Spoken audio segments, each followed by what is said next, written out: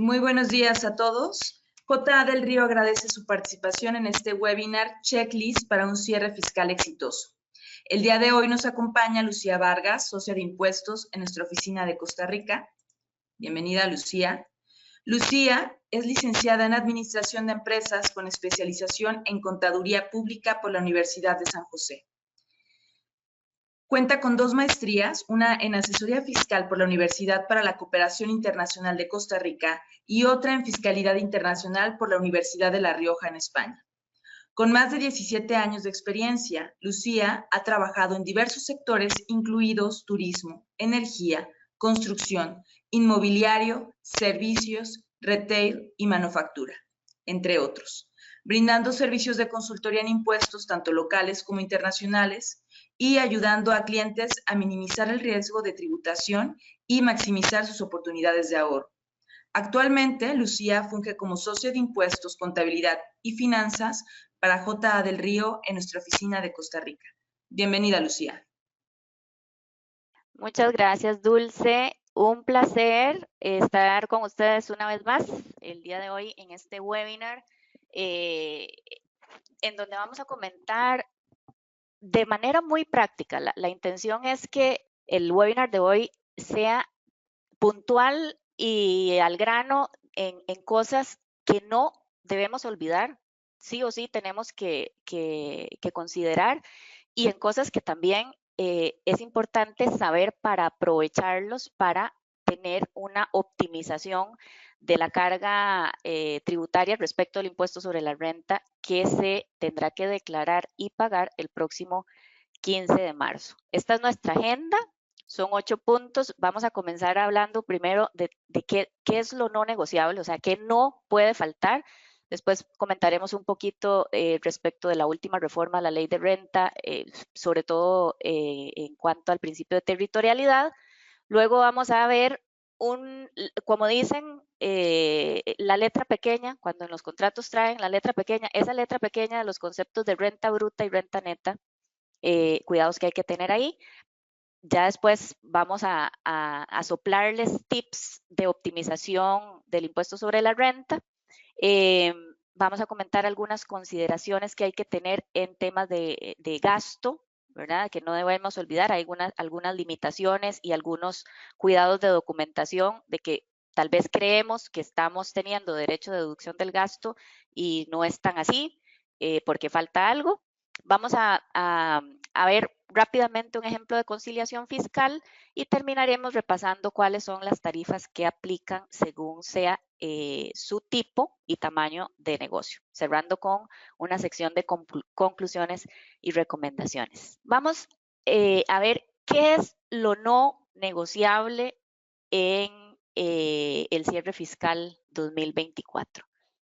Primero, la base. Yo siempre les digo, vamos a la base. ¿Cuál es la base de un buen cierre fiscal? La contabilidad. Recordemos que en nuestro país, en Costa Rica, por ley, tenemos obligación de tener nuestra contabilidad en el marco o en cumplimiento de las normas internacionales de información financiera. Eso significa que usted es importante que haya hecho no precisamente lo que le estamos diciendo es que tiene que auditarse. Si usted no está obligado a auditarse, es importante hacer un diagnóstico al menos de que la contabilidad cumpla con ese marco normativo de las NIF. Recordemos que si la base es la contabilidad, hay que tener cuidados especiales según sea nuestro tipo y complejidad de la industria en la que desempeñamos nuestra actividad económica. Pues claramente una industria más compleja pues requerirá mayores cuidados de contabilización. Y acá uno de los casos más comunes que hemos visto inclusive en temas de fiscalización o de cuestionamientos de parte de la administración tributaria o inclusive en la misma herramienta que es la declaración de impuestos sobre la renta que se pone a disposición del contribuyente para declarar su su composición o la determinación de su impuesto es la diferencia o esa línea delgada que existe entre si soy una actividad o si estoy desempeñando una actividad de tipo comercial o si estoy en una industria de manufactura, por ejemplo. Y esto tiene que ver principalmente con costo de ventas. Y sé que acá estoy tocándole la llaga a más de uno.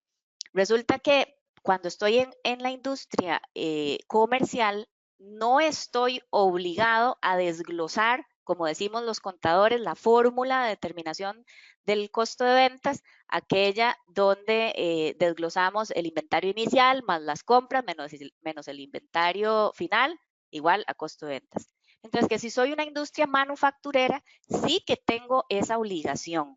Entonces, para aquellos que estén en el sector comercial o de servicios, pues en la casilla de costo de ventas, nada más pondrán el costo de ventas que se haya determinado en su contabilidad. En manufactura es donde particularmente tienen que tener ese cuidado, no solamente de que puedan justificarlo vía cálculo de esta forma de determinación del costo de ventas, la fórmula que les indiqué, sino también vía documentación. Entonces, acá comienzan ya tips para este tipo de industria de verificar que si estamos poniendo inventario inicial, pues conciliar que sea el inventario con el que inició el periodo, es decir, con el que terminó el periodo fiscal anterior. Si estamos poniendo un número en compras, estas compras tienen que estar respaldadas con su debido comprobante, ya sea por las facturas electrónicas si son compras locales o ya sea por los DUAs de importación si estamos hablando de importación. Y el inventario final claramente tiene que estar bien controlado, contabilizado y ya hecho el conteo de su inventario. El principio de devengo es otro de los puntos clave cuando hablamos de contabilidad correcta, ¿verdad? Tenemos que saber que uno de los principios que rigen las normas internacionales de información financiera es el principio de devengo, es decir, que independientemente de que yo haya cobrado o recuperado, por ejemplo, la factura de venta que emití a mis clientes, si la tengo como una cuenta por cobrar, ya eso, por principio de devengo, tuvo que haberse reconocido en los ingresos del periodo. No es que hasta que me lo paguen, reconozco el ingreso. Entonces, siempre respetar este principio que todavía hay contribuyentes que sufren ajustes de la administración tributaria por malinterpretar o mal usar este principio de devengo. El segundo punto es la conciliación fiscal. Entonces, partimos de la base que es el marco contable. Después hay que hacer un paso intermedio para la determinación del impuesto, que es la conciliación fiscal. Esto también es obligatorio, de hecho también es parte de las normas internacionales de información financiera, la NIC 12, y también es obligatorio por ley de impuesto sobre la renta. Cosas importantes que hay que tener acá y recomendación que les hago. Hay una resolución que es la resolución número 29 del año 2018. Esa resolución es la que establece los criterios interpretativos de las normas internacionales de información financiera, pero en su aplicación para efectos fiscales. Es decir, cómo tributariamente debo tratar aquello que me indican las normas internacionales de información financiera. Es muy importante que hagan un barrido sobre esa resolución y vayan determinando si el tratamiento a efectos tributarios que le están dando a cada una de sus partidas está conforme a esa resolución. Lo siguiente que es no negociable es el estudio de precios de transferencia para quienes tienen la obligación de tenerlo. ¿Quiénes tienen la obligación de tener el estudio de precios de transferencia? Todas aquellas compañías que sean parte de un grupo económico y que estén haciendo transacciones entre las compañías vinculadas o entre las compañías de ese mismo grupo económico. Esto, acá la línea delgada, ¿verdad? Es en cuanto a los criterios de vinculación, porque más de uno ha dicho, no, como no compartimos, perdón, no compartimos socios o no compartimos directivos en el mismo grupo económico, entonces no somos vinculados. Hay que recordar que existen tres tipos de vinculación.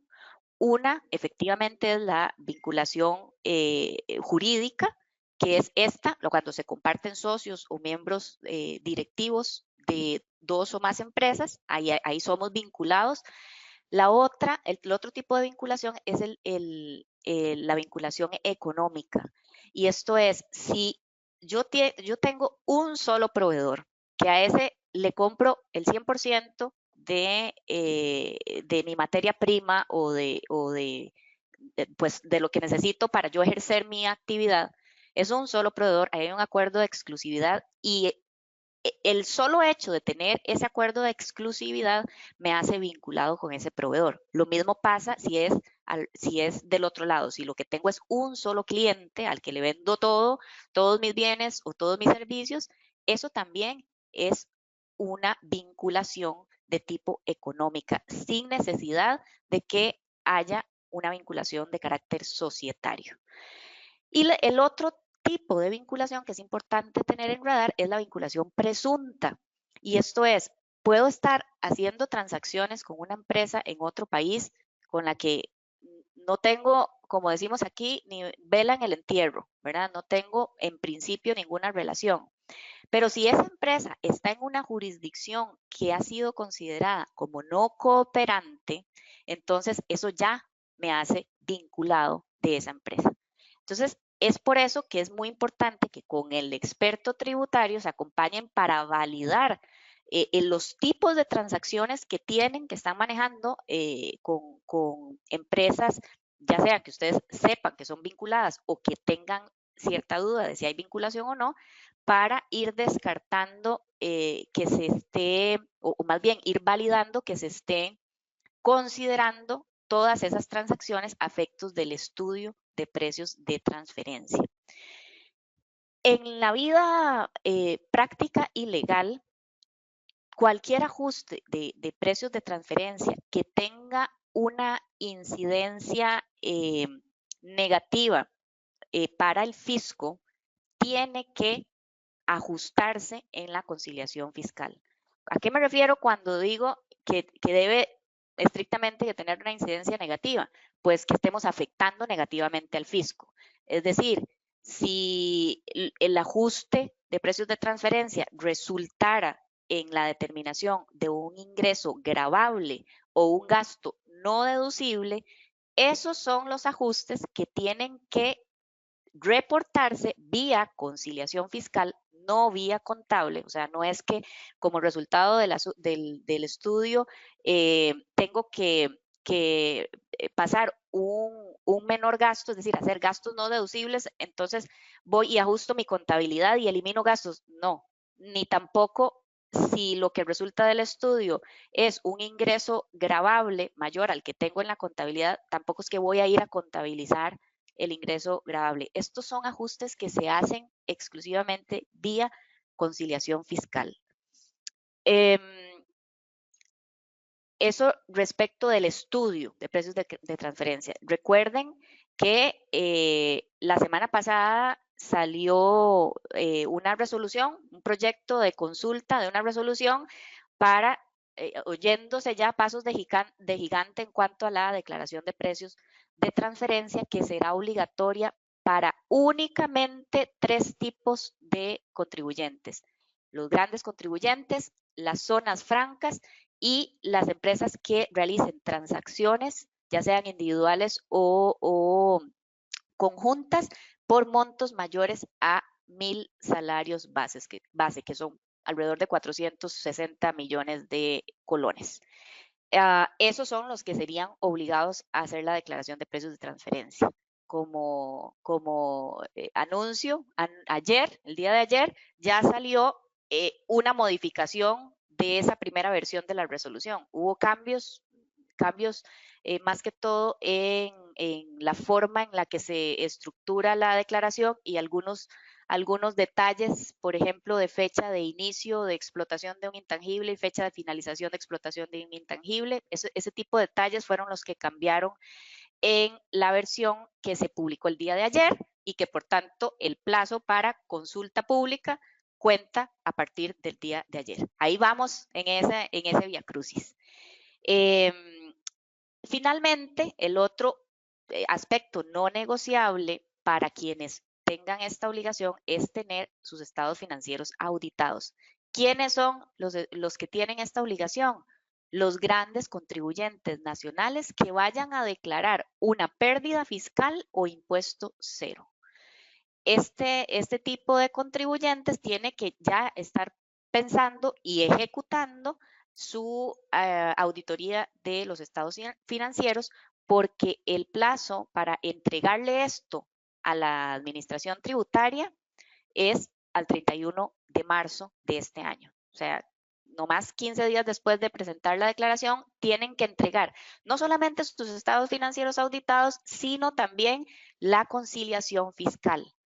Por lo mismo, y repito, es sumamente relevante que ya que van a aportar ese detalle de su información financiera y fiscal, es importantísimo que lo validen primero con el experto tributario y claramente que un contador público autorizado les audite los estados financieros. Estamos a menos de un mes de hacer esta declaración y de pagar el impuesto y esos eran como los aspectos, como les decía, que no se pueden negociar, que sí o sí no hay quite. ¿Ok? Ahora, ¿cuáles son errores comunes? Y aquí más de uno se va a identificar porque nosotros que acompañamos a contribuyentes en procesos de fiscalización, pues tenemos vivimos con nuestros clientes muy de cerca esos ajustes o esas determinaciones o interpretaciones que hace la administración tributaria sobre ciertas cosas. Acá les dejo solamente algunos de los más comunes para que puedan evitarse ese trago amargo de pasar por un proceso de fiscalización en el que se queden, como decimos, manos arriba y muy expuestos a ajustes de la administración tributaria.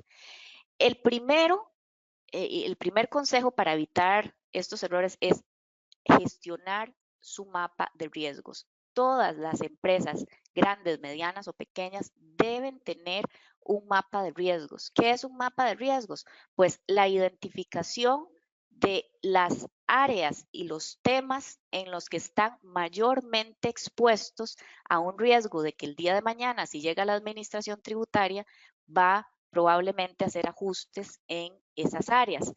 Y la gestión de ese mapa de riesgos va en el sentido de tomar acciones correctivas o planificar adecuadamente para tomar acciones preventivas. Acá uno de las cosas bastante comunes que suelen pasar en procedimientos de control, ni siquiera control intensivo, que es lo que ustedes, o la mayoría de gente con la que hablo me dicen, es que me cayó tributación, ¿verdad? Ya eso es cuando hay un control intensivo, que hay una notificación de que se va a entrar en un proceso de fiscalización. Hay otro tipo de control que se llama el control extensivo, que son fiscalizaciones muy puntuales, muy dirigidas a un aspecto específico. Y una de las más comunes es que le llega al contribuyente, mire, según los DUAS que usted ha declarado en aduanas, estos son sus créditos fiscales y según sus declaraciones, de impuesto al valor agregado, estos son sus créditos fiscales. Explíqueme la diferencia. O estas son sus compras según aduanas y estas son sus compras declaradas según el IVA. Tenemos una diferencia de 800,000 millones de colones. Explíquela, contribuyente. Y ahí Cuando llega esa notificación, más de uno, como decimos aquí, paniquea, ¿verdad? Porque el solamente conciliar esas cifras, pues toma tiempo. Y en estos casos, el tiempo es de no más de 10 días. O sea, lo que le dan al contribuyente para responder son 10 días para responder y justificar y aportar prueba y toda la cosa. Entonces, un sano consejo que les doy para quienes tengan importaciones y tengan la obligación también de presentar el formulario de 104-2 del impuesto al valor agregado, es que se aseguren de que esas dos cifras estén conciliadas para una de dos cosas: evitar que llegue la administración a hacer ese tipo de cuestionamiento, o cuando llegue, pues tener ya la respuesta. Yo siempre les digo, la mejor manera de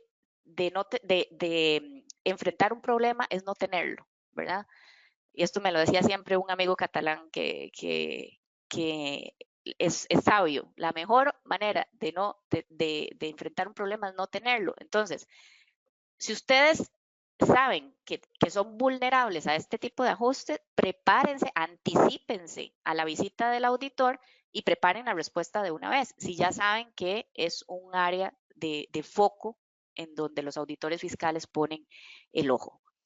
El segundo consejo, y de donde salen a veces muchos ajustes por errores de los contribuyentes, es que no se tiene el cuidado de hacer, yo le llamo como un pareo entre eh, las cifras declaradas a efectos del impuesto sobre las utilidades con las cifras que ya hemos venido declarando en otras obligaciones y claramente que contabilizando en nuestros sistemas contables. Es decir, si estoy contabilizando ventas por 100 unidades monetarias, pues esas 100 unidades monetarias las tengo que tener conciliadas en la suma de las 12 declaraciones de IVA y, y también respaldadas en temas de, si tengo, por ejemplo, rentas de otro tipo, rentas de capital, pues respaldadas en las respectivas declaraciones. Y acá una de las preguntas más comunes o de las preocupaciones más comunes es: mis 12 declaraciones de IVA no me pegan con lo que tengo para declarar en renta. IVA no pega con renta. ¿Es eso un pecado mortal? No, no es un pecado mortal que la suma de las 12 declaraciones de IVA no peguen con renta. ¿Cuál es el pecado mortal verdadero? No tenerlo conciliado. ¿Y por qué les digo que es normal que esto suceda? Que no haya esa conciliación natural, es decir, que me pegue exacto y al dedillo los montos que declaré en IVA con renta. Pues porque hay temas en IVA de la regla de la inversión del sujeto pasivo, hay temas de no sujeciones en IVA que no precisamente las tengo declaradas en la declaración porque estamos hablando de una transacción no sujeta que en teoría no debería ni siquiera de declararse, y por las famosas notas de crédito en IVA, que yo no sé si les ha pasado, pero a veces no hay forma de hacer la declaración en IVA de una nota de crédito. O por ejemplo, cuando tengo una nota de crédito que me llegó o que estoy haciéndole a un cliente, por ejemplo, una nota de crédito que estoy haciendo, pero que corresponde a una factura de un mes anterior, entonces tengo que hacer un procedimiento especial en la declaración de IVA, que eso va a hacer que se afecte para arriba o para abajo, según sea el caso, según si estoy emitiendo o recibiendo la nota de crédito, que se afecten los montos o de mis ventas o de mis compras.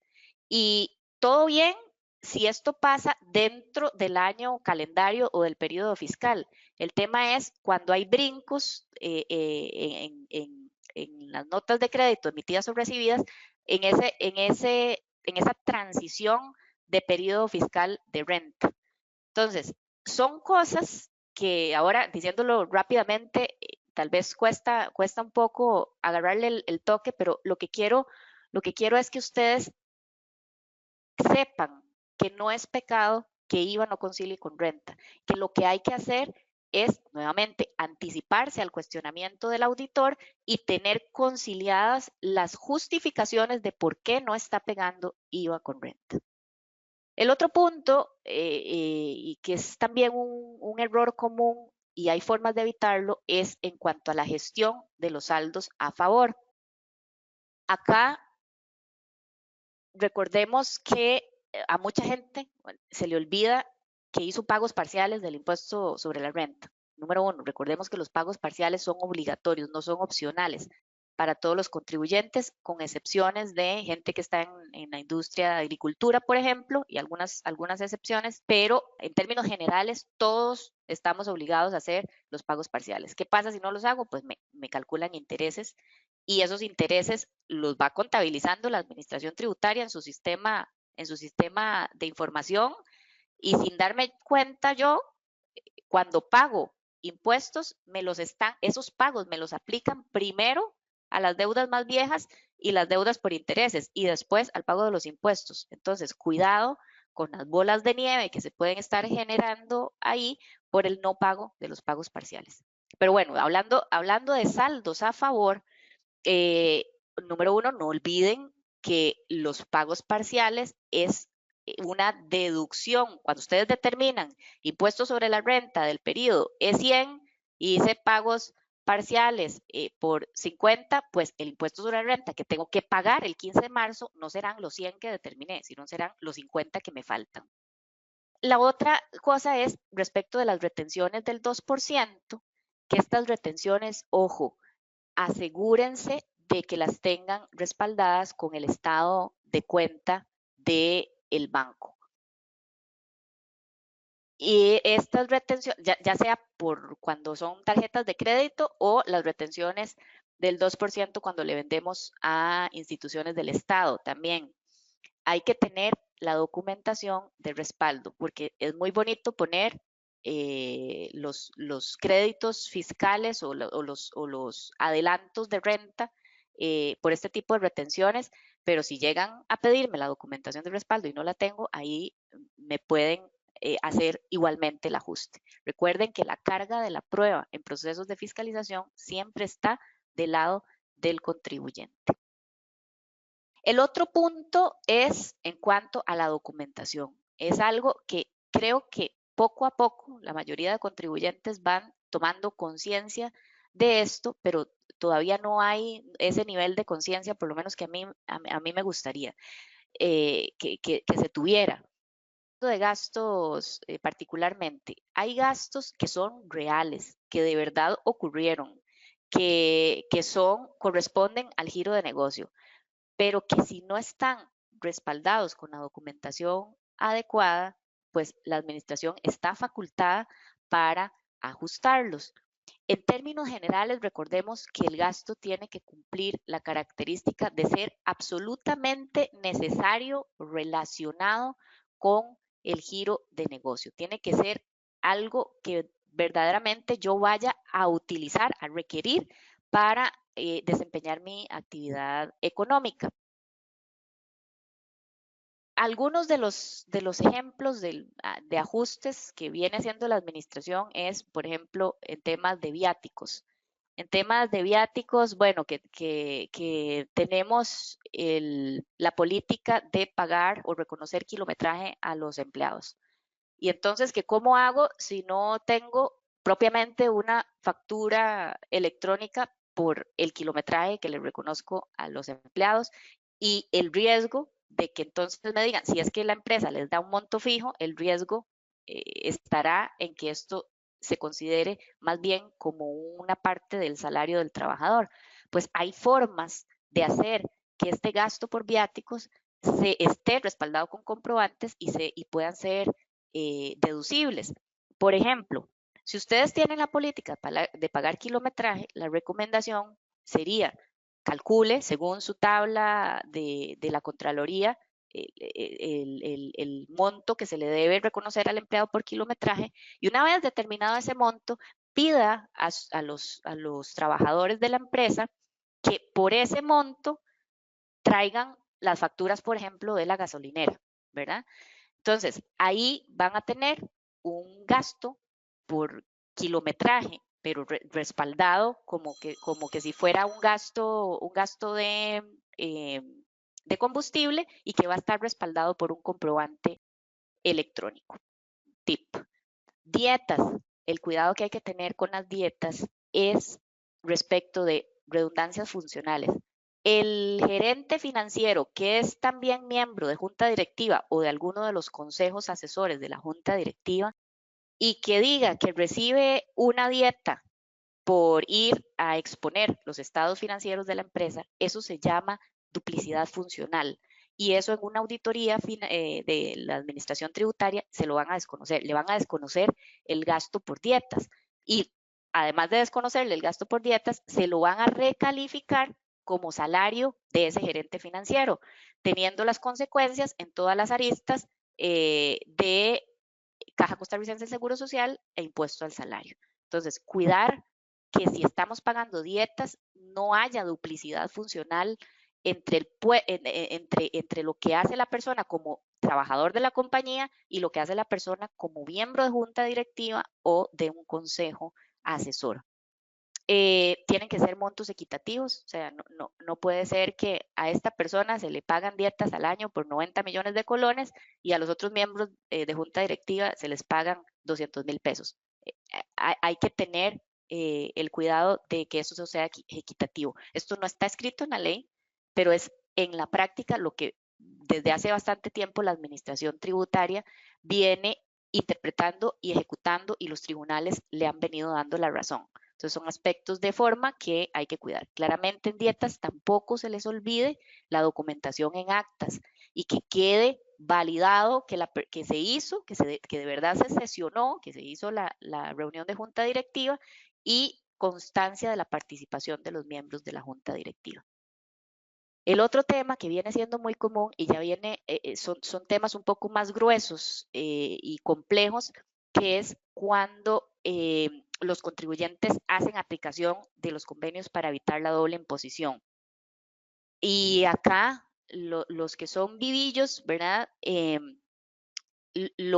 Las estructuras que han hecho es interponer alguna sociedad que tenga presencia en alguna jurisdicción con la que Costa Rica tiene convenios para evitar la doble imposición. Estamos hablando de España, Alemania, México o Emiratos Árabes, que son los 4 países con los que actualmente Costa Rica tiene CDIs. Entonces interponen una sociedad en cualquiera de estas jurisdicciones y muy rico, ¿verdad? La transacción es con ellas, pero en sustancia la transacción está siendo con otro proveedor fuera de esas jurisdicciones. Entonces, ya la administración tributaria viene haciendo los análisis de sustancia económica y material en las aplicaciones de los CDIs, aparte de siempre solicitar, la administración tributaria siempre solicita el certificado de residencia fiscal del proveedor con el que se está aplicando el CDI. Entonces, son 2 aspectos de cuidado que hay que tener muy, muy en cuenta. Si usted es uno de esos vivillos, ¿verdad? Vivillos lo digo en buen sentido, ¿verdad? Pero que tal vez su estructura está diseñada de esa forma, porque eventualmente en algún momento fue buena idea hacerlo así, es bueno que se acerque al experto tributario para ver de qué manera se arregla ese riesgo, porque ese es uno de los principales, en su mapa de riesgos debería estar ahí como de primerito, porque ya los procedimientos de fiscalización vienen siendo más inteligentes, más de fondo que de forma. Y este es uno de los aspectos que ya se está viendo. Ok, impacto de la reforma del 2023. No sé si se acordarán, pero aparte de la reforma que sufrió la ley del impuesto sobre la renta en el año 2018, que entró a regir a partir del 1 de julio de 2019, aparte de esos cambios que fueron sustanciales, pocos pero sustanciales, hubo una última reforma en octubre del año 2023 y que esto se dio a raíz de que en el 14 de febrero de ese mismo año a Costa Rica la habían metido en la famosa lista gris de países no cooperantes, porque la OCDE y la Unión Europea eran del criterio de que las rentas pasivas en Costa Rica no estaba claro el tratamiento de las rentas pasivas en Costa Rica y que tenían que gravarse las rentas pasivas. Es por eso que en octubre del 2023 se hace esta reforma aclarando por un lado, el principio de territorialidad, que ojo, en Costa Rica siempre hemos tenido como característica fundamental de nuestro sistema de impuestos sobre la renta, siempre ha sido una de las características, territorialidad. Es un sistema de renta territorial. Lo que pasa es que la administración tributaria por muchísimos años extralimitó este concepto y lo venía interpretando como un tema de que había sujeción si estaba de alguna manera vinculada a la renta generada en el exterior con la estructura económica de Costa Rica. Y entonces ahí se frotaban las manos la administración tributaria y atrajo muchas de las rentas, aún siendo generadas en el exterior, se las trajo para Costa Rica y las gravó. Con esta reforma se aclara ese principio y se dice que se entiende como principio de fuente costarricense exclusivamente las rentas generadas dentro del territorio geográfico costarricense. Entonces ya se habla, inclusive lo dice expresamente la ley, ya queda enmarcado en ese concepto de territorialidad geográfica y se deja de lado expresamente por ley el principio de vinculación a la estructura económica de Costa Rica. En ese mismo artículo 1 de la Ley de Impuestos sobre la Renta queda una excepción a ese principio de territorialidad geográfica y esa excepción aplica para las rentas pasivas. Los intereses, los dividendos, las rentas de capital mobiliario, rentas de capital inmobiliario, ganancias de capital, este tipo de rentas son las que quedan en la regla de excepción. ¿Qué quiere decir que queden en la regla de excepción? Que si estoy generando este tipo de rentas fuera de Costa Rica, tengo todavía una posibilidad de que el fisco costarricense me diga, venga para acá porque esas rentas van a estar grabadas en Costa Rica. ¿Cómo hago para saber? Porque más de uno también debe estar pensando, ahí yo estoy generando intereses por inversiones que tengo fuera de Costa Rica, o estoy generando un alquiler de una casa que tengo en España y la estoy alquilando y estoy generando una renta y está fuera de Costa Rica, pero aquí Lucía me está diciendo que eso es una renta de capital inmobiliario que la estoy generando fuera de Costa Rica y que tengo chance, tengo la posibilidad de que me digan que eso esté grabado aquí. Pues sí, eso es lo que le estoy diciendo. Ahora, no se me asusten, porque hay criterios para que esto aplique. ¿A quiénes es que le aplicaría esta atracción de las rentas pasivas generadas fuera de Costa Rica? Básicamente aplica para quienes cumplan las características de ser, número 1, una entidad jurídica, número 2, que pertenezcan a un grupo multinacional y número 3, que sean considerados una entidad no calificada. ¿Ok? Entonces, si soy persona física, me desentiendo, esto no me aplica. Si soy persona jurídica, ya voy en mi árbol de decisión, sí me aplica. Ok. Pertenezco, soy una compañía acá, no pertenezco ni siquiera a ningún grupo nacional ni internacional, no me aplica. Soy una compañía que pertenece a un grupo que tiene presencia en 2 o más países, cuidado porque sí me puede aplicar, árbol de decisión. Y el último concepto, que es tal vez el que no queda del todo claro y hay que estudiar para entender el concepto es el de entidad no calificada. ¿A qué me refiero con entidad no calificada? En palabras sencillas, cuando soy una sociedad de papel, ¿ok? ¿Qué significa ser una sociedad de papel? Significa ser una entidad que no tiene sustancia ni económica ni material. Entonces, si soy una sociedad de papel que no tiene sustancia económica y material y cumplo también con ser parte de un grupo multinacional y soy una sociedad jurídica, aquella renta por el alquiler que estoy recibiendo por la casa que tengo en España va a estar grabada en Costa Rica. Ahora, esto de la sociedad de papel, que es como lo más, el aspecto más delicado y por el que más pueden entrar en la tómbola las entidades jurídicas. Lo que hay que hacer acá es dotar de sustancia a esa entidad que de momento no la tiene. ¿Y qué es la sustancia? ¿Qué es la sustancia económica? Va relacionado con 3 puntos principales. Temas de recursos humanos, es decir, tiene que haber al menos una persona en esa sociedad inscrita ante la Caja Costarricense del Seguro Social, y no solamente estar inscrita, sino que la persona que se inscriba tiene que tener demostrado por el contribuyente la capacidad intelectual y personal de ejecutar una labor por la cual se le está contratando en la sociedad como administrador, por ejemplo, de los bienes de la sociedad en el exterior.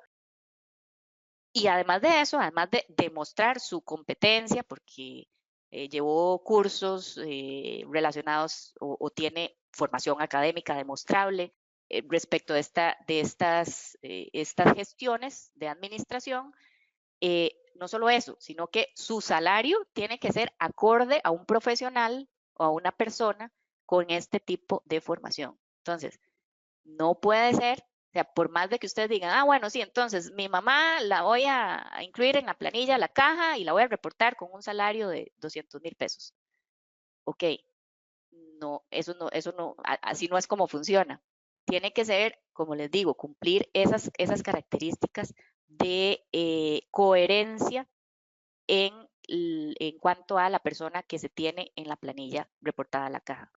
Tema toma de decisiones, que se pueda demostrar que las decisiones estratégicas de el negocio, de alquilar los bienes, porque sigo con este ejemplo, los bienes en el exterior, esas decisiones estratégicas se están tomando en Costa Rica y que la Junta se reúne por lo menos 2 veces al año en Costa Rica.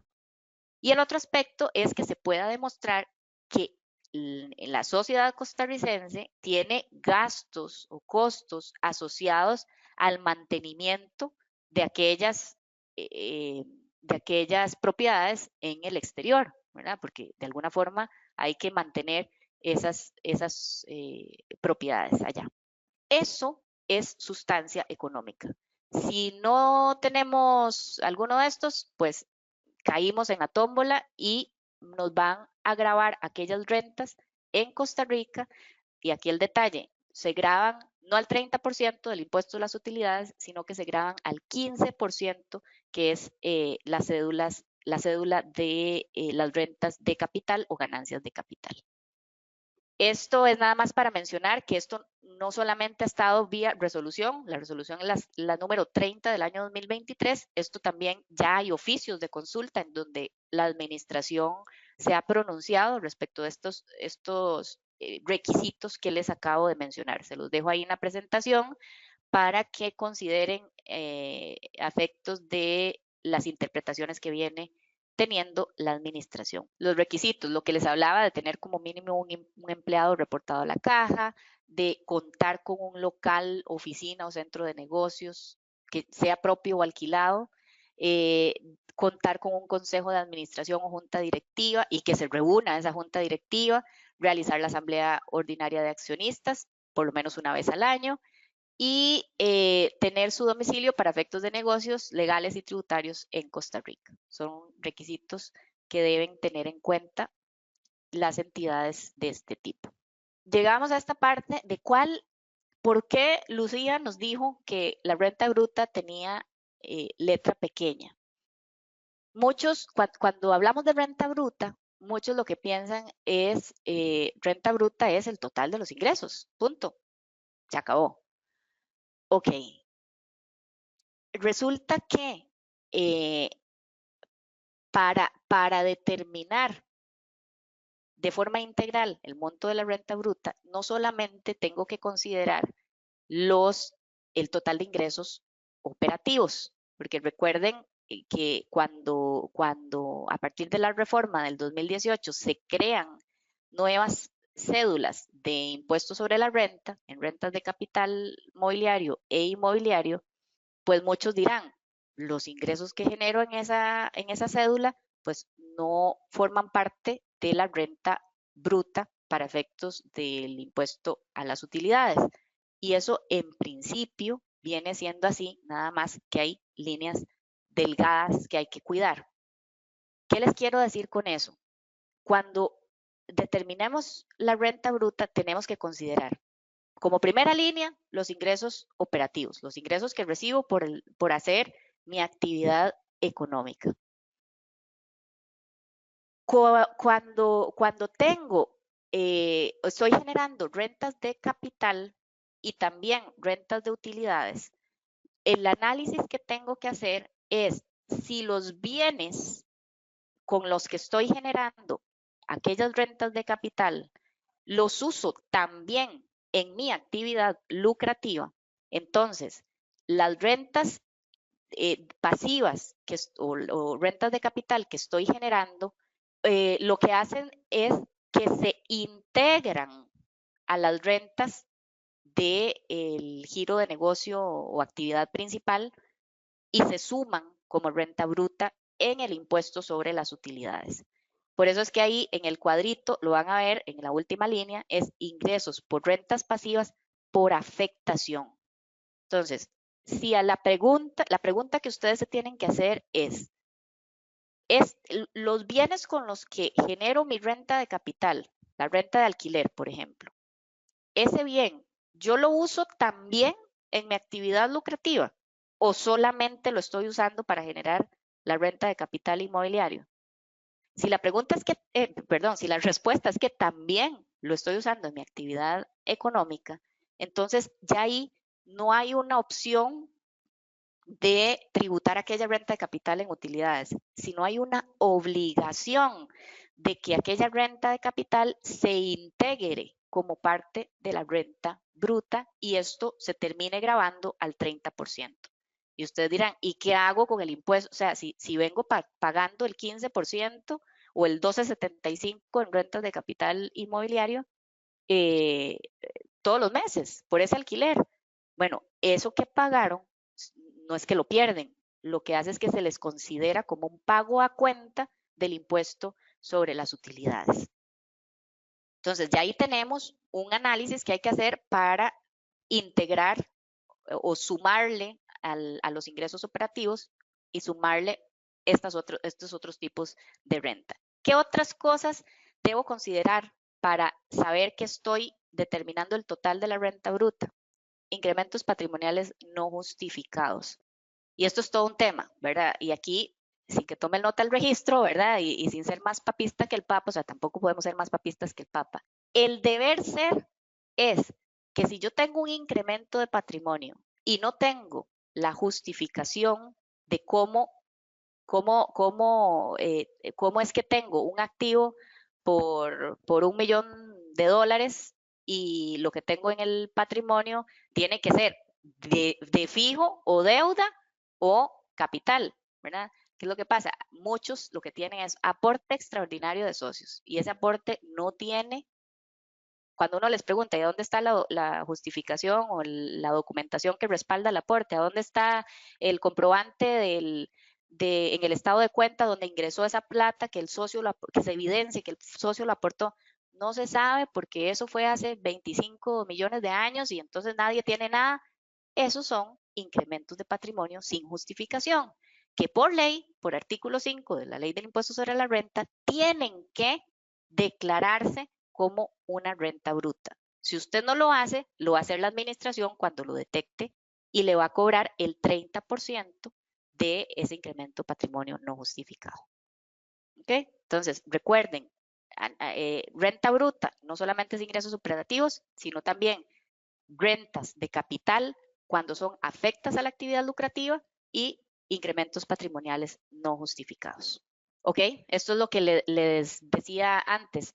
Ojo, porque muchos todavía están con el cassette puesto en que la integración de rentas, entendiéndose esto como las rentas de capital las estoy tributando o estoy tributando las rentas de capital en el impuesto a las utilidades. Y muchos dicen, ah, no, eso es voluntario, o sea, yo no quise hacerlo, yo quise mantenerme en rentas de capital.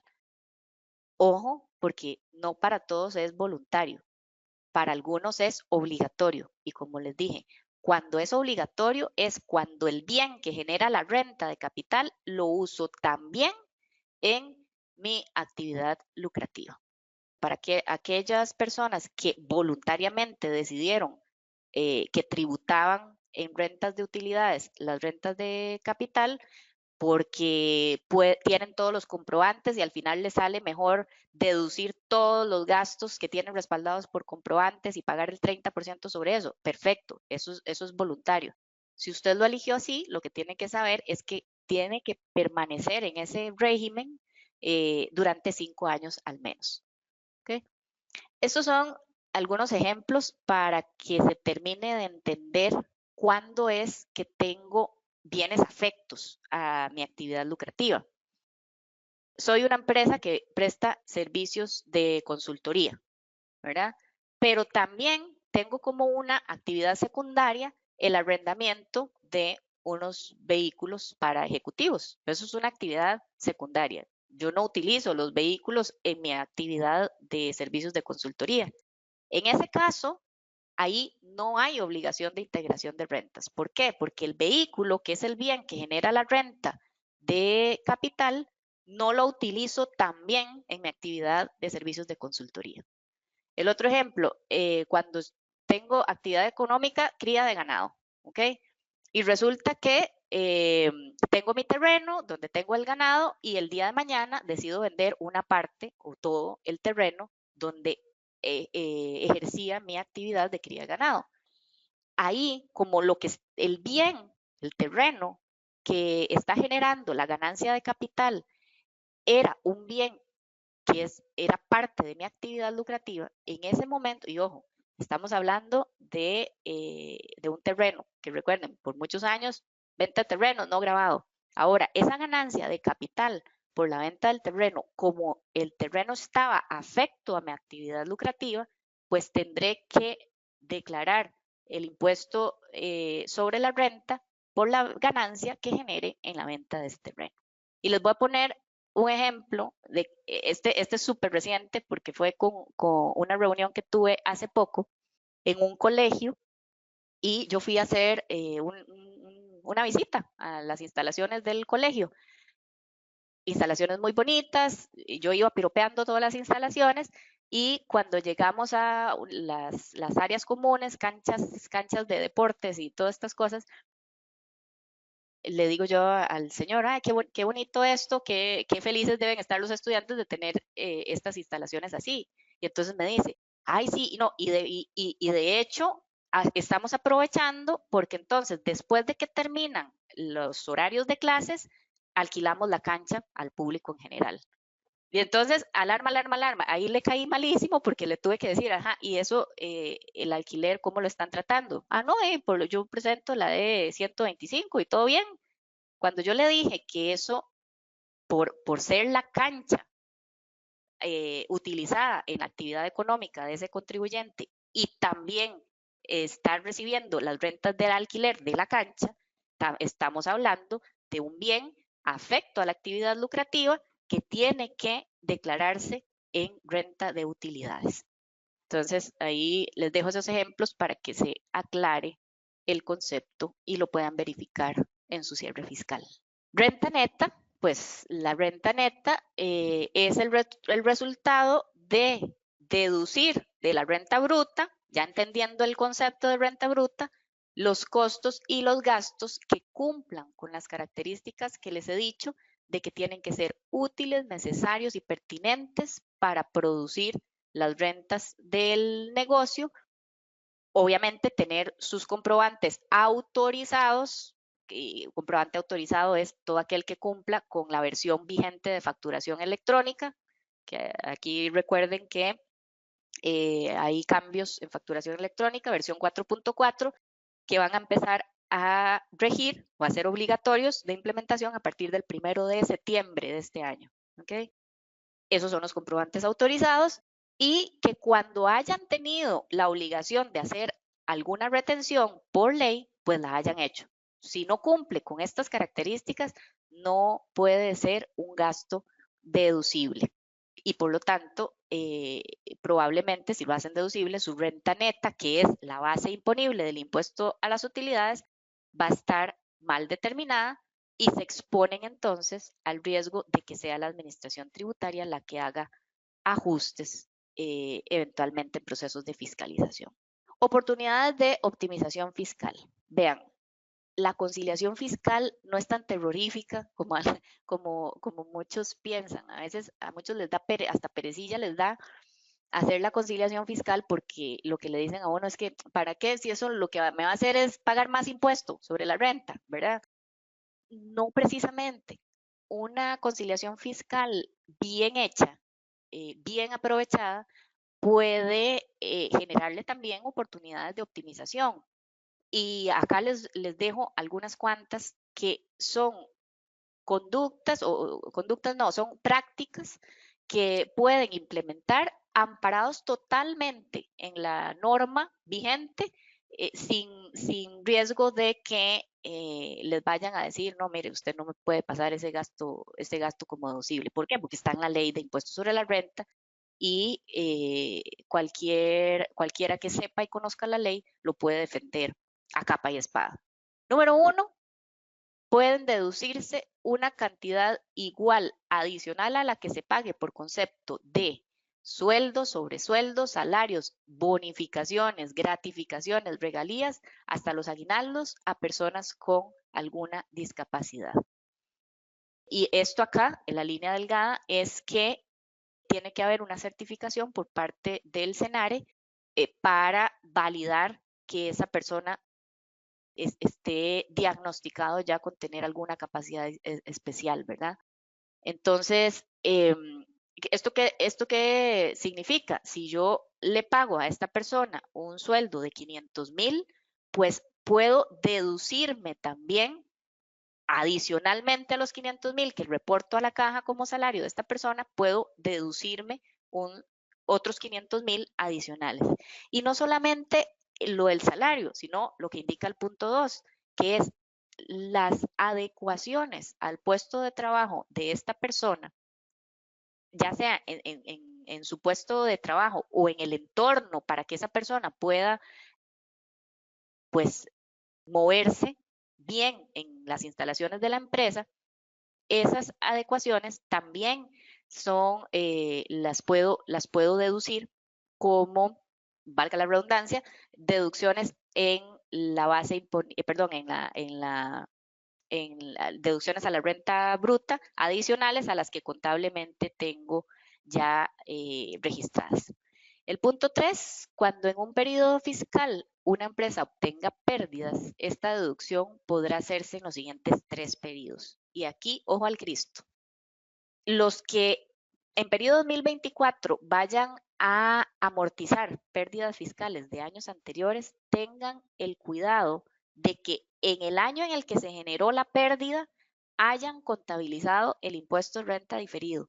Vean, he visto en procesos de fiscalización contribuyentes sufrir un ajuste porque no pudieron demostrar esta pequeñez, digámoslo así, pequeñez pero muy importante, que es un aspecto de forma de registro contable, porque no tenían correctamente registrada contablemente la pérdida fiscal. que eso implicaba hacer el reconocimiento del impuesto de renta diferido. Y por esto la administración se desconocía, y lo he visto varias veces, desconoce el gasto por la amortización de la pérdida.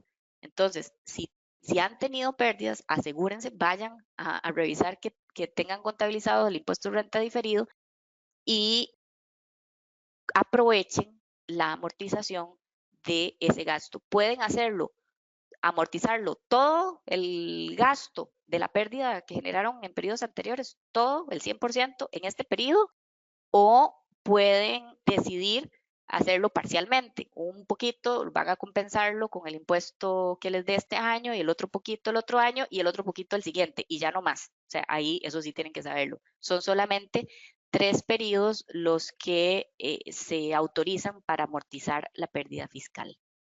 Y eso es otra cosa, pérdida fiscal, o sea, eso significa que tiene que haber conciliación fiscal, no es la pérdida contable la que se puede amortizar. Contribuyentes inscritos en el régimen especial agropecuario pueden deducir hasta un 5% de la renta bruta de la actividad agropecuaria por el concepto de servicios agropecuarios prestados por jornaleros agropecuarios, que esa economía informal. Si tienen esta situación, pueden deducir el 5% de la renta bruta.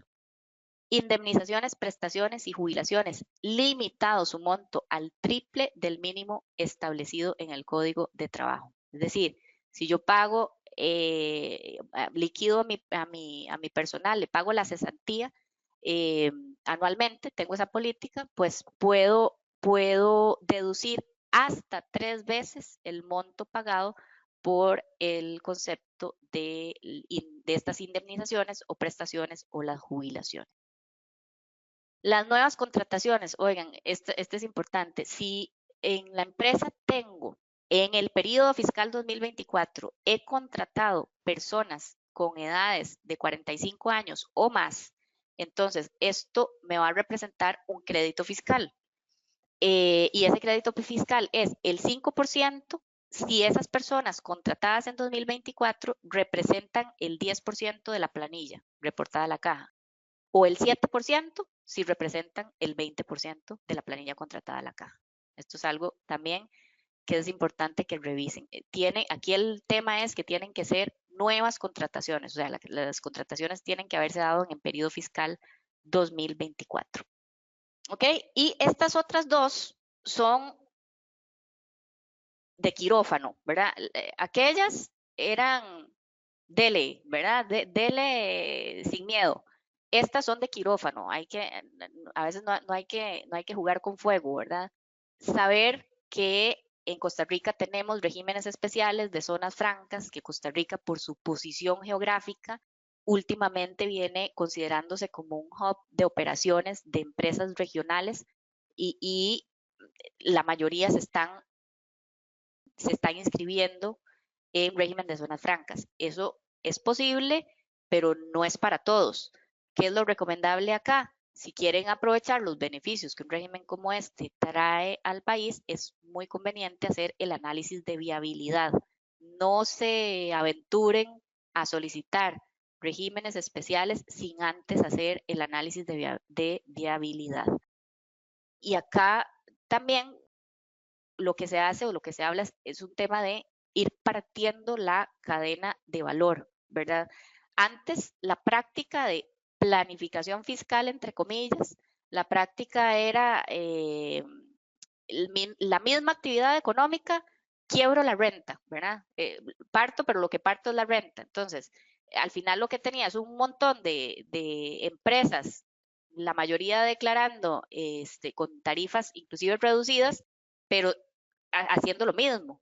Entonces, al final, y ojo, por esto ya hubo el primer caso de defraudación fiscal en donde se consideró que esto era realmente un solo grupo económico, una sola empresa, donde se tenían que ver los resultados de ese grupo como uno solo.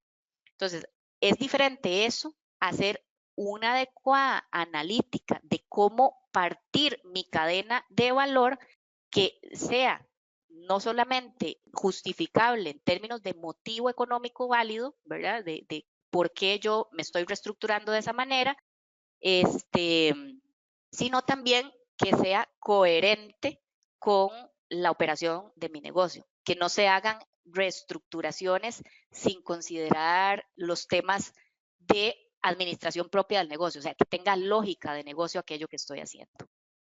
Y por supuesto, lo del nuevo principio de territorialidad, ¿verdad? Que es lo que les decía, y ojo acá, lo que antes pasaba es que, por ejemplo, una empresa que compraba en el exterior y vendía en el exterior, antes la administración tributaria decía, como la venta se está gestionando desde Costa Rica, vinculación a la estructura económica costarricense, entonces eso está grabado en Costa Rica.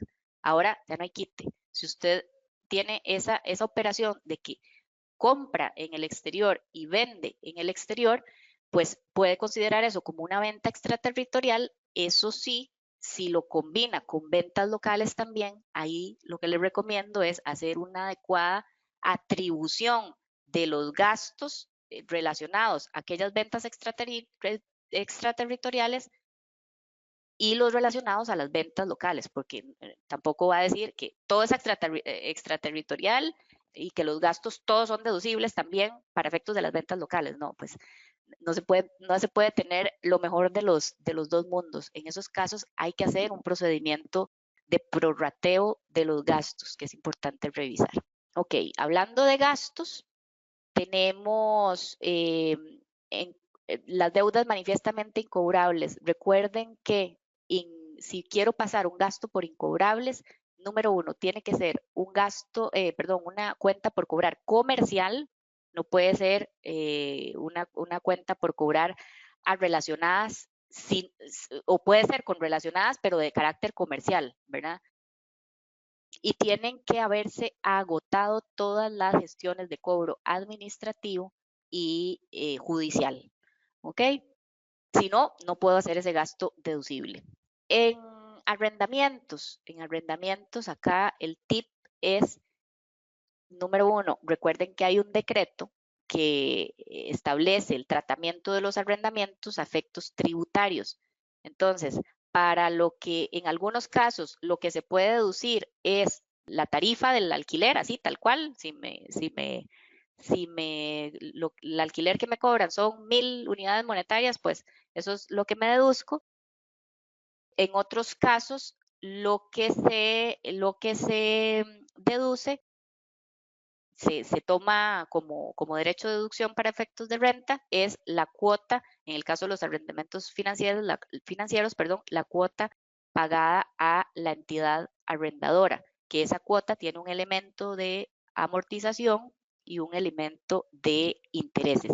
No se puede deducir en esos casos, por ejemplo, la depreciación del bien. Entonces, son aspectos que cuando estamos hablando de arrendamientos del lado del arrendatario, es decir, del que hace el uso del activo, son importantísimos validar para ver que se esté deduciendo el gasto que es. Gastos de activos a nombres de socios. Suele pasar que el activo está a nombre, registralmente a nombre de un socio, pero el gasto lo asume la sociedad. Entonces, ahí es importante que haya esa coherencia. No puedo deducirme gastos por el mantenimiento de activos que están a nombre de alguien más. Recuerden que todo el gasto tiene que ser relacionado con la compañía y estar registrado a nombre de la compañía. O sea, ese bien tiene que estar registrado a nombre de la compañía para yo poder deducir todos los gastos relacionados al mantenimiento de ese activo. Lo de las dietas a junta directiva, ya se los adelantaba, que tiene que estar en actas, que no tiene que haber duplicidad funcional y que tienen que ser montos equitativos. Beneficios a colaboradores, salarios en especie, bueno, tienen que reportarse a la caja, ¿verdad? Acá novedades, temas de seguros médicos privados. Después de muchos años, ya los tribunales, el Tribunal Contencioso Administrativo, se ha manifestado en cuanto a que el gasto por seguro médico privado es deducible del impuesto sobre la renta. ¿Qué es lo que pasa acá? Que hay que tener el conocimiento de que esto en instancias administrativas, es decir, la administración tributaria va a llegar y le va a desconocer el gasto. El Tribunal Fiscal Administrativo va a llegar y le va a desconocer el gasto. No es sino, según la jurisprudencia, hasta que llegue a la instancia del Tribunal Contencioso Administrativo, que ya es en fase judicial, en donde tengo chance de que este gasto sea reconocido. Entonces, ya hay señales de vida, ¿verdad? Ya hay señales buenas en el sentido de que sí hay derecho de deducción, pero tengo que saber que debo estar dispuesto a pasar por el martirio de alegar con la administración tributaria y alegar con Tribunal Fiscal Administrativo para poder llegar al Tribunal Contencioso. Entonces, aparte de tener paciencia, tengo que tener flujo de caja para soportar los años que transcurran en ese proceso de litigio. Proporcionalidad del gasto. Esto es lo que les decía de cuando tengo rentas gravables y no gravables. Entonces, no puedo vivir en el mundo feliz de que me puedo decir el 100% de los gastos. Ahí tengo que hacer el prorrateo de esos gastos. Tengo que ver cuánto representan mis ingresos no gravables en el total de los ingresos y en esa proporción tengo que hacer los gastos no deducibles siempre que esos gastos sean indistintamente utilizados, o sea, que yo no tenga la capacidad de decir, no, este gasto está estrictamente y directamente relacionado con la generación de la renta gravable. Si puedo hacer eso, no lo prorrateo. Pero cuando tengo un gasto que se asocia tanto al ingreso gravable como al ingreso no gravable, ahí es donde tengo que castigar una porción de ese gasto como no deducible. La pérdida fiscal de periodos anteriores, ya lo comentábamos. Y la pérdida de inventarios por destrucción, deterioro o pérdida de inventarios, esto también lo que tengo que tener es el adecuado procedimiento de levantamiento que debe hacer un contador público autorizado, o si fue robo, por ejemplo, tener la demanda del OIJ. Si no tengo eso, me van a desconocer el gasto por más que de verdad me lo hayan robado, ¿verdad? Entonces, tengo que tener documentación suficiente para demostrar la deducción y justificar el gasto. En donaciones recuerden, al que le dono tiene que estar autorizado en el Ministerio de Hacienda para recibir donaciones. ¿Cómo validan eso? Metiéndose a la página del Ministerio de Hacienda, ahí hay un listado de todas las entidades que están autorizadas para recibir donaciones. Tengo que tener un comprobante de que hice la donación y ustedes pueden donar lo que quieran, eso es ilimitado, pero para efectos tributarios el gasto deducible se limita al 10% de la renta neta antes de hacer la donación. ¿Okay? Entonces, calculan ese monto antes, sin hacer la donación. ¿Cuál es el 10% de mi renta neta? Ese es el monto límite para hacer el gasto deducible por donaciones. En los pagos a proveedores del exterior, lo que tienen que asegurarse es de que tengan la factura electrónica de compra. Ahora con versión 4.4 ya va a ser obligatorio. Mientras no esté esa versión 4.4, ¿qué es lo que tienen que tener? La factura que emite el proveedor del exterior, la normal que les da el proveedor. Y haber hecho la retención por remesas al exterior. Eso para que el gasto sea deducible de esa transacción que hicieron con proveedores del exterior. Intereses no bancarios, recuerden que esto también fue un nuevo artículo, el 9 bis, que limitó el gasto por intereses cuando no son con entidades bancarias, por ejemplo, pagos de préstamos, intereses por préstamos entre compañías relacionadas. Lo que establece es un tope máximo de gasto por intereses que al periodo 2024 está en el 26% del EBITDA o UAIDA, que es la utilidad antes de impuestos, intereses, depreciaciones y amortizaciones. ¿Okay? Y en temas de proporcionalidad del IVA, recuerden que si estuve obligado a hacer prorrata de IVA y no la hice por las razones que sean, y resulta que entonces aquello que no era acreditable en IVA me lo deduje en el impuesto sobre la renta, ahí estoy en incumplimiento de la norma. No me puedo deducir en renta aquello que por ley me podía acreditar en IVA, pero no lo hice, ¿verdad? Entonces, cuidado con las políticas de, como es más fácil en IVA hacerlo así, entonces no importa porque de por sí me lo puedo acreditar, deducir en renta. Hay que tener cuidado porque no es tan así el derecho de deducción en el impuesto sobre la renta. La conciliación fiscal, acá base, ¿verdad? Partimos del resultado contable y hacemos ajustes tributarios que nos llevan a la determinación de un resultado fiscal, que ese resultado fiscal puede ser pérdida o puede ser ganancia. Es decir, yo puedo partir de una pérdida contable que probablemente a efectos fiscales va a resultar en una ganancia, en una utilidad que está grabada con el impuesto sobre la renta. O puede ser al revés, puedo partir de una ganancia contable que a efectos fiscales va a resultar en una pérdida fiscal. Eso es fundamental que lo tengan. Yo les traía un ejemplo para que ustedes vean 3 posibles escenarios. Vean, los sancarleños S.A. me encanta, porque yo soy sancarleña, ¿verdad? Entonces, tenemos 3 escenarios. El escenario más común que uno se encuentra como asesor tributario es este, de verdad, se los digo. Parten de la utilidad contable y lo más que le hacen a los ajustes tributarios es sacar como no deducible el impuesto a las personas jurídicas. Y ya. Y le ponen aquí las retenciones del 2% y los pagos parciales y determinan el resultado fiscal. Eso es lo que mayoritariamente uno se encuentra. Ya sabemos que hay mucho más que eso. Hay quienes se van por un escenario más riesgoso y que, por ejemplo, parten de este mismo resultado contable de 5,000 unidades monetarias y en los ingresos no gravables ponen, venta de vehículos por renovación de mi flotilla. Uy, 3,500 y lo hicieron ingreso no gravable. Este contribuyente lo que no tomó en cuenta aquí fue que lo que hablamos antes de integración de rentas, que esta ganancia de capital por la venta de sus vehículos no la podía poner en su conciliación fiscal como un ingreso no gravable. ¿Por qué?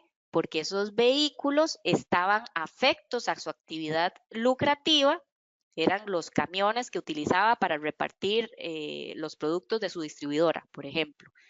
Entonces, cuando vendió esos camiones, esa ganancia tributa en el impuesto sobre las utilidades. No corresponde sacarla acá como un ingreso no gravable. Esta sí está bien, ventas extraterritoriales como ingreso no gravable y los intereses por inversiones en el extranjero. Está bien. Gastos no deducibles. El gasto no deducible acá, ¿por qué lo hicieron no deducible? Estos, porque bueno, porque los activos estaban a nombre del socio, entonces este gasto, nel pastel, no tengo derecho a deducción. Pérdidas de inventario porque no se tenía esa documentación de respaldo y bueno, y el impuesto a la persona jurídica. ¿Por qué fue riesgosa esta conciliación fiscal? Por esta primera línea, que les dije que no tomó en cuenta el criterio de integración de renta. Vean que en este caso pasó de una utilidad contable de 5,000 unidades monetarias a una pérdida fiscal. ¿Por qué? Porque le sacó de bombazo 3,500 unidades monetarias, ¿verdad? Y pasó a una pérdida fiscal. Y entonces no pagó impuesto. Este contribuyente en una eventual fiscalización está muy expuesto a un ajuste por parte de la administración.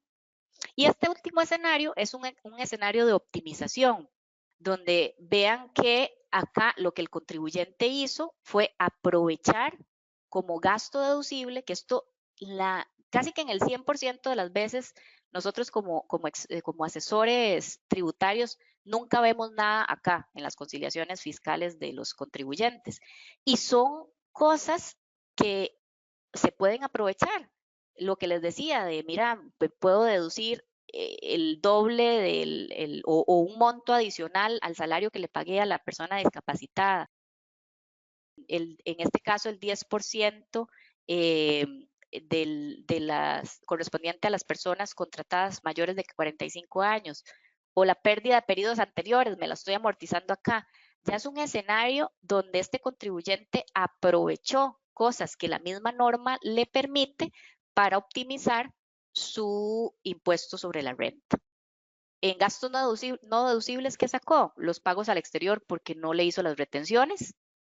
Y ojo, hago la aclaración acá. Este contribuyente, a pesar de que se está portando muy bien al considerar este gasto como no deducible, no se quita el tiro de que en una fiscalización le cobren como responsable solidario la retención que tuvo que practicarle a su proveedor. Entonces, eso para que lo tengan acá, como son cédulas diferentes de impuesto, ese tiro no se lo quita. ¿Okay? Las donaciones las sacó como un gasto no deducible porque no estaban autorizadas esas entidades a recibir donaciones, y acá consideró las retenciones del 2% y los pagos parciales. Entonces, en este caso, pasó de un resultado contable de 5,000 unidades monetarias a un resultado fiscal de 4,000, por el cual pagó 250 unidades monetarias de impuestos sobre la renta. Con eso lo que quería enseñarles es la importancia de hacer la conciliación fiscal. Podemos pasar de un escenario muy riesgoso a un escenario de optimización con solamente estar bien asesorados. Y por último, lo que nos queda es hacer el repaso de cuál es la tarifa del impuesto sobre la renta. Recuerden, tarifa general de impuesto sobre la renta es 30%. Pero si su negocio tiene una renta bruta anual que no pasa los 120 millones de colones, entonces usted puede tributar en este impuesto de acuerdo a esa escala que viene acá. Y esa es una escala que va respecto de renta neta anual. Entonces, si su renta neta es hasta 5,687,000 colones, pues pagará el 5% de impuesto sobre la renta, nada más. Y si está entre 687,001 a 8,532,000, pues pagará el 10. Y así sucesivamente van en ese escala de impuestos, pagará el 5, el 10, el 15 o el 20%. Ahora, para las microempresas y las pymes, es importante que sepan que hace unos años salió una modificación y ahora tienen más amplio su periodo de exoneración. No pagan impuestos sobre la renta el primero, segundo y tercer año de actividades. El cuarto año pagan el 50, el quinto pagan el 25 y a partir del sexto es que comienzan a pagar el impuesto sobre la renta normal, que sería el impuesto sobre la renta de la tarifa general, perdón, del 30%, o estas tarifas reducidas si es que su renta bruta anual no supera los 120,582,000 colones. Con eso terminamos. Yo espero que haya sido de utilidad. Nada más, conclusiones generales para que les quede ahí, dar enter en su memoria. Número 1, el resultado que se declara no es el resultado contable, sino el resultado fiscal. Número 2, siempre acompáñese de un experto para validar ese resultado fiscal. La conciliación fiscal no necesariamente incrementa el impuesto por pagar, sino que también sirve para minimizar el impuesto. Los ajustes de precios de transferencia tienen que ir incorporados en la declaración de renta y para incorporarlos tienen que ajustarse en la conciliación fiscal. Es sumamente relevante implementar políticas internas en los negocios de gestión tributaria. La gestión tributaria recae sí o sí en la gestión financiera. Recuerden que al gestionar los impuestos, estamos gestionando también el flujo de caja de los negocios. Entonces hay que buscar siempre caminos de optimización de impuestos, mapas de riesgo para saber cómo administrar esos riesgos. Y por último, siempre cuando piensen, cuando quieran hacer una planificación fiscal, y esto aplica ahora para periodo fiscal 2025, si están pensando hacer planificación fiscal, recuerden los 3 pilares en los que tiene que sentarse su reestructuración o su planificación: sustancia, coherencia y transparencia. El asesor que les diga, tome, aquí está su planificación fiscal y con esto el ahorro tributario es de tanto, y no les explique cuál es lo que respalda, el motivo económico y lógica de negocio que respalda esa planificación fiscal, ese asesor fiscal los está asesorando mal. Tiene que ir amarrado la lógica de negocio con la reestructuración o la planificación fiscal. Terminamos. Muchas gracias, Lucía, por esta presentación. A todos los asistentes, les recordamos que cualquiera que nos haya hecho una pregunta vía chat, le responderemos vía correo electrónico. Y también les recordamos que este webinar podrá visualizarlo en nuestro sitio web y en nuestro canal de YouTube. J. del Río, ayudando a las empresas a hacer negocios en Latinoamérica, agradece nuevamente su interés, quedando a su disposición ante cualquier duda, consulta o asesoría que requieran el correo contacto@jdelrio.com. Hasta luego y muchas gracias.